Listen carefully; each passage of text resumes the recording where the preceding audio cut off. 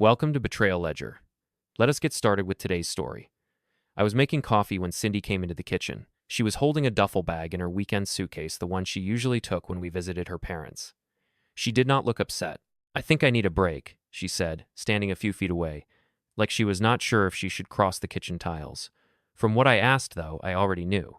From us, she said, from the marriage, I just need some time to figure things out. A few weeks, not forever.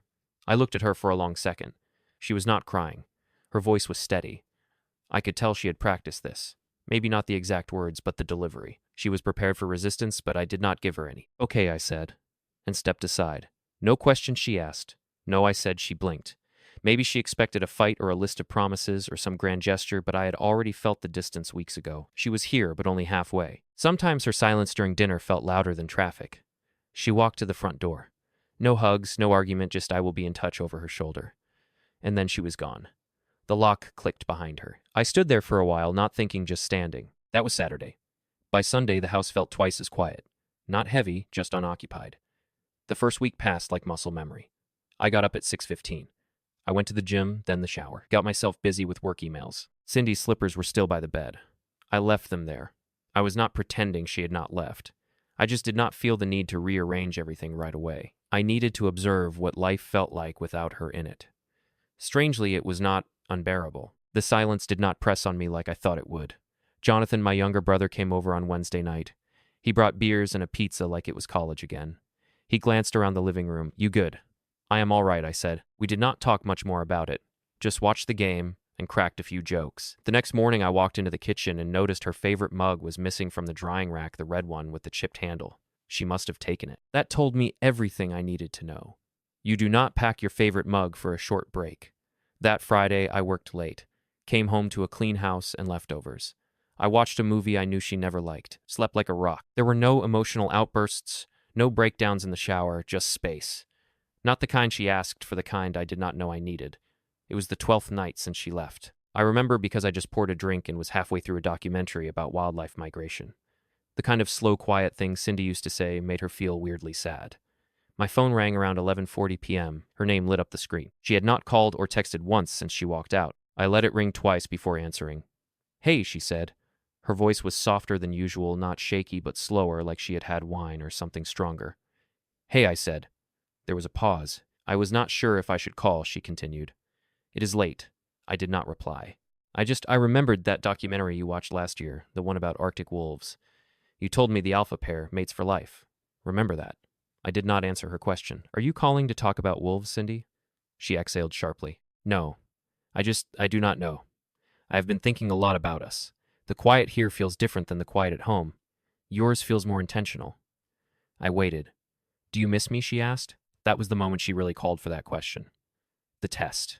"I do not know yet," I said. Another long pause. "Okay," she whispered. I could hear a song playing faintly in the background. She always played old playlists when she got sentimental. "You do not have to be cold, Martin," she said. "I am not being cold," I replied. "I am being clear." She did not say goodbye, just hung up. I stared at the screen for a few seconds. Then I opened my contacts, scrolled to her name, and hit delete. Not because I was angry, because I did not want to keep making space for someone who might not be planning to stay. The following Monday, Ava from work caught me in the elevator. She is in sales, sharp-eyed, and blunt, in a way that makes most people nervous. We had never talked much outside meetings. "You have got a sec?" she asked.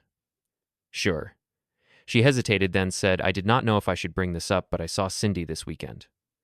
I did not flinch. "Where?" "Riverfield Music Hall Friday night." I nodded slowly. "She likes that place." She was not alone, Ava added, watching my reaction. Guy in a gray jacket, tall glasses. They looked together. "How so?" Arms touching, shared drink. She leaned into him during the set, smiling. "You know the look." I nodded again. "Thanks for telling me."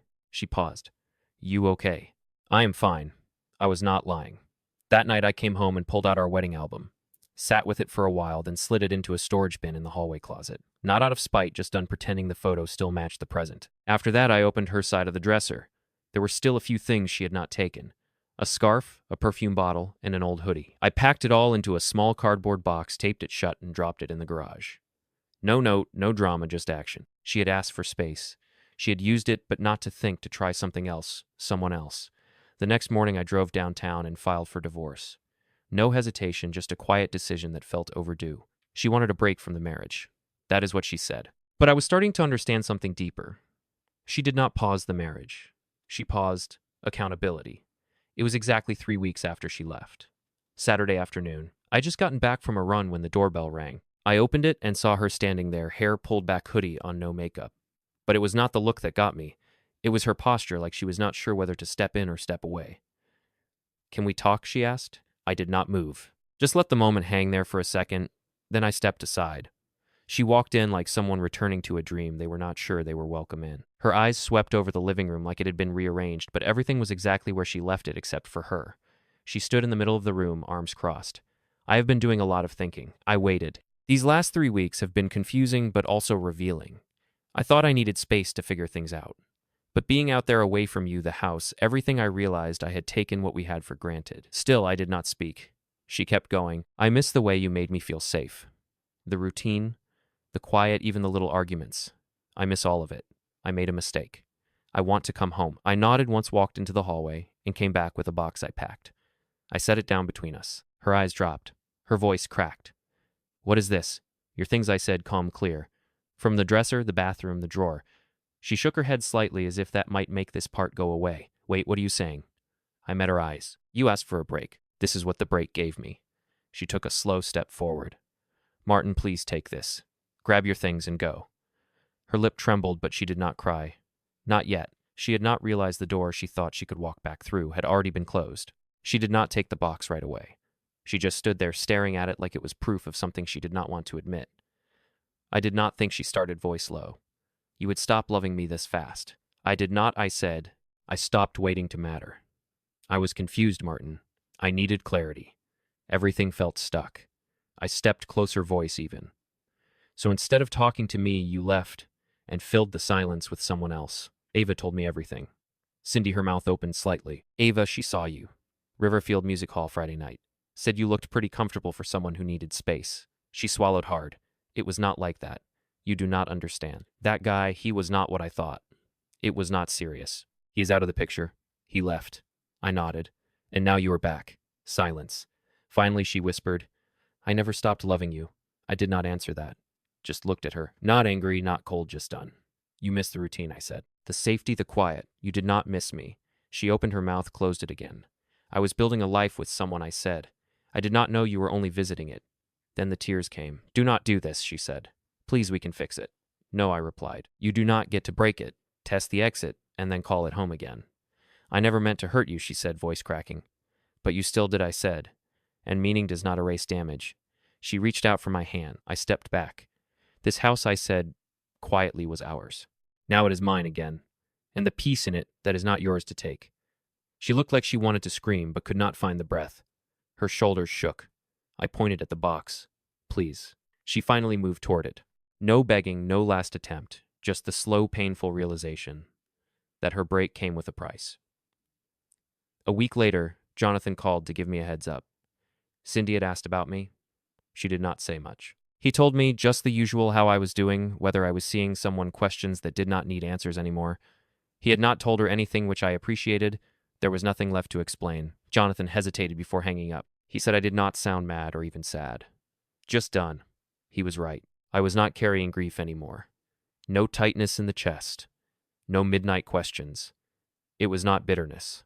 It was clarity. The kind that settles in when you finally stop explaining your worth to someone who could not see it. By that point, the divorce papers were already signed clean, uncontested. She did not ask for the house, maybe out of guilt, maybe because she knew I would not budge. We split the rest like adults. No fights, no lawyers clawing at each other. Just documents, initials. When she walked out of that office, she took her copy and did not look back. Over the next few weeks, I started filling the space differently. I rejoined a weekend. Basketball league, got drinks with coworkers, went out with someone. Her name was Julia. Smart, direct, nothing heavy, just a simple, honest company. No one brought up Cindy, and I did not either. But every now and then I would get a ping from an old friend or mutual connection.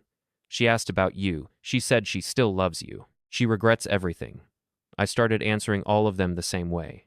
Please stop telling me what she says. I am not listening anymore. Not because I was angry, because it was not relevant. Cindy had made a decision. So had I. The difference was mine was final. You can only rebuild something if both people bring bricks. I was not going to carry the load alone anymore. The silence she left behind used to echo. Now it just sounded like peace. 3 months later, I got an invitation to Michael's wedding, a mutual friend from college. I walked in solo. Navy suit, clean shave, no expectations. About 20 minutes in, I saw her. Cindy. She was standing by the bar holding a glass of white wine, laughing politely at something someone said. Her hair was shorter now. She looked thinner, maybe more tired. She spotted me before I could look away. Our eyes met. She did not smile. Neither did I. She did not approach. And just like that, the moment passed. No waves, no drama, just a mutual silence heavy with what could have been. Lighter because it never will be. Later that night, I stepped outside to get some air. I thought about the first time Cindy and I danced at a wedding, how tightly she held my hand, how sure everything felt back then. And then I thought about now this strange full circle moment where I could see her across the room and feel absolutely nothing pulling me back. That was the real ending. Not the box. Not the door closing behind her. Not even the words we traded 3 weeks after she left. It was that glance across a room, both of us, knowing the story had already closed itself. A few people asked if I wanted to join them for drinks after. I said yes. As I walked out of the venue, I took one last look behind me. Cindy was still inside, surrounded by familiar faces, but entirely out of focus. I turned back to the street hands in my pockets. For the first time in a long time, I did not feel like anything was missing. Not her voice, not her presence, not even the silence. Just peace. And that was more than enough. Thank you for watching until the end. Wishing you peace, happiness, and the love you truly deserve. See you in the next story.